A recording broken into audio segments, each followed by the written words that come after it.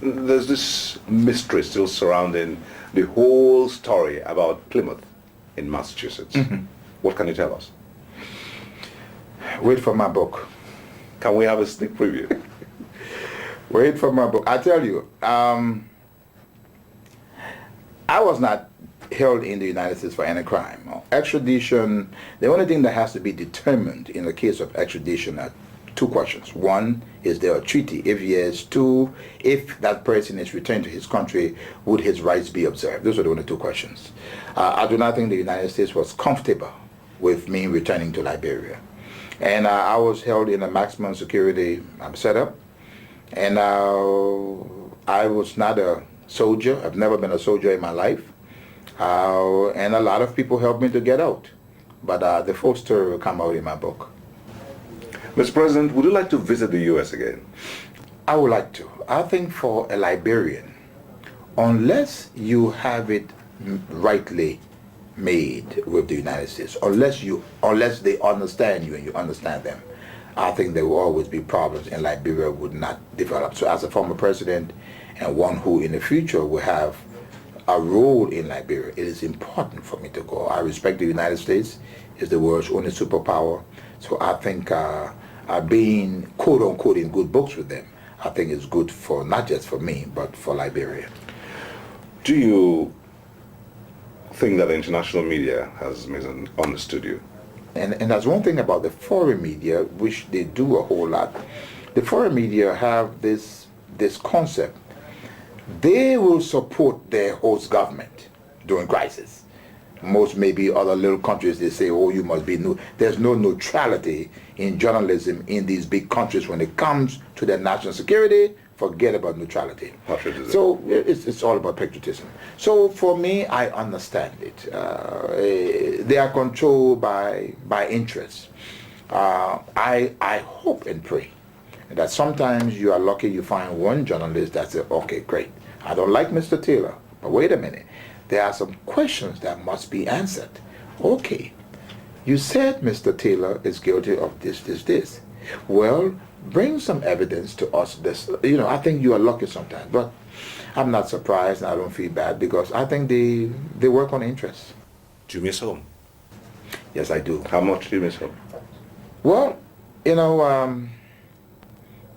I had developed a very big farm because one of the things that I praise God for is that I had decided that I would make no money during the presidency of Liberia, but after the presidency, I will move on my farm. And this was a smart thing that I did. This is why I've never opened any bank account anywhere. And when you hear me boasting, I am damn certain I have no bank accounts anywhere. I wanted to leave office with a record of having served my people. Yes, I'm guilty of patronage. I helped our people. It is an African tradition. I helped a lot of people, but I did not squander the wealth of my people for my personal use. It would never be found. And I miss going on my farm. I had developed a 3,500 acre coffee farm that is yielding coffee now. I love going fishing. I had a little boat where I could go on the river and fish. And I wanted to really do what I think former President Jimmy Carter did. I think Carter has accomplished more outside of the presidency than he was president. And so I miss, meeting the boys in the evening. Even as president, I used to go up to my home village and play cards with the boys, the men of the town. I miss that. My children cannot travel to see me, so they have restrictions, which I think is a violation of their rights. Some of them are stuck in places where they cannot move because they need permission, and so it's a lot of problems. But I don't miss it. Yes, because one good thing has happened to me since I have been here in Nigeria and in Calabar in particular. God is so wonderful. President Obasanjo could not have sent me to a better state or a better person. The governor of this state, tell you something. There's one thing. A former president comes and he's okay, and you say, Mr. President, thank you, welcome to Calabar, and you're gone. But this is not the case with him. I mean, it's like his God said he has understood the emotions.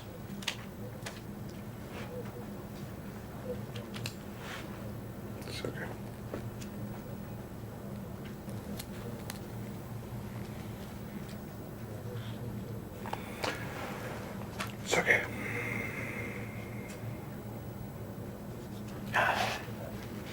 President Taylor, if you could right any wrong you may have done, what would it be?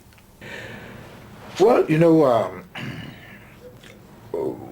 I would not know if it's a wrong, but one thing that I was not able to accomplish that I wanted to accomplish was after the war, the Liberian people elected me, and in fact the Liberian people elected me to unite the country. I was not able to get some of the other factional leaders to return to Liberia. I was not able to get one or two of the political leaders to return. And I think they helped to provoke the situation. I was able to do a whole lot. Strangely, the LPC, these were all warring factions, and all of the other warring factions, I was able to bring them into government. In fact, most of the combatants that fought for the government during the war were the combatants of the warring factions that fought against me. So I accomplished bringing them together. I accomplished making sure that the issue of tribalism went away in Liberia. But I mean, to a great extent, I think most Liberians now, if you went to Liberia and took a poll, they would say Mr. Taylor did his best. Any other regrets? The second regret is that I was never able to get the United States to understand me. I was never able to get them to work with me, which is so essential for Liberia. No president of Liberia, no president can make it successfully unless he is online with Washington. Now, I'm not the type of guy that you can pick up a telephone and command. I don't take that. I didn't take that from Washington. Then, even if I were elected president, I would not take it. I'm not that kind. I'm not a coward. But I do believe that a good working relationship is essential for any president of Liberia, or that president will fail. Would you like to run for president again? No, I tell you, for me now, I'll go back to what I said. I would like to be the Jimmy Carter of Liberia. I would like to set up my foundation in Liberia. There are three groups I'm interested in Liberia. The wounded soldiers of the war. I'm very much interested in the wounded soldiers. I think they are going to be a long-term problem for Liberia, the wounded soldiers. The second group that I'm interested in Liberia are the orphans. I was supporting orphanages. One of the greatest expenses of my government was on orphanages around the country. And the third group of people that I'm interested in Liberia are gifted children. There are a lot of gifted children. There are some children graduating from high school in Liberia at the age of 13 with top scores. I want my foundation. No president of Liberia has ever built a library and a foundation. I want to build a library and a foundation and cater to these three groups. I think for me, I have excelled to the highest office in my land. What is important to me now is my honor. My honor must be restored, and I've asked all of my colleagues, and I use this time to say, I deserve no defense from anyone for any action that I did against the Liberian people. But my honor is important, and I expect friends of mine to tell the international community, you must present the evidence on Mr. Taylor, on what he did to his people, or leave him alone. Any gratitudes? Yes. Oh my God. I tell you, I got a little sentimental, I'm sorry, but President Obasanjo has been, and the people of Nigeria, I tell you, deserve my gratitude. And even coming here to Calabar, like I said, Governor Duke, his personal interest. I mean, when someone calls you to find out how you are doing, and if there's anything, it's just so, he could just say, well, as long as the gentleman is here and no problem, fine. But it goes. I owe also my gratitude to Thabo Mbeki, who is then chairman of the AU, the chairman of the AU now, President Shisano, President Kufuor of Ghana, many other African leaders, all of them, that took a decision. Don't forget, I was brought into Nigeria by both the chairman of the AU and the chairman of ECOWAS on one aircraft. I mean, I owe my gratitude to ECOWAS and the African Union. And I say to them, all of them, I must stand accountable for what I did in Liberia.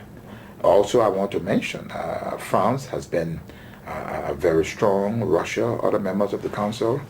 And I'll tell you quite frankly, like I say, I really hope that I could use my period while I'm outside to develop a warm relationship with those countries that did not get to know me.